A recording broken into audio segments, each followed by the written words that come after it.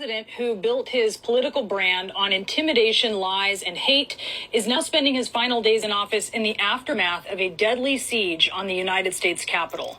There are people who warned over and over that electing Donald Trump would be bad for America. There are even people who predicted this moment in American history that we now find ourselves in. These people are Republicans. I will not stop until we fight a man that chooses not to disavow the KKK. That is not a part of our party. That's not who we want as president. We will not allow that in our country. I'm thinking, how did we get the race for the most important office in the free world to sink to such depths? And how could anyone in my party think that this clown is fit to be president? He's a race-baiting, xenophobic, religious bigot. You know how you make America great again? Tell Donald Trump to go to hell.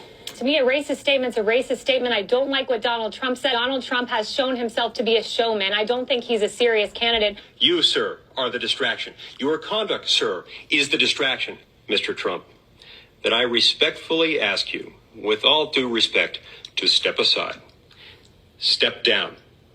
Allow someone else to carry the banner of these principles. During anxious times, it can be tempting to follow the siren call of the angriest voices. I'm out. I can no longer endorse Donald Trump for president. He doesn't know the difference between truth and lies. He lies practically every word that comes out of his mouth. We're on the verge of having someone take over the conservative movement and the Republican Party who's a con artist. I just really believe that the Republican Party has been conned here, and this guy is not a reliable conservative Republican. This is a defining moment for the Republican Party. That is not who our Republican Party is. That's not who America is. Donald Trump's candidacy is a cancer on conservatism, and it must be clearly diagnosed, excised, and discarded.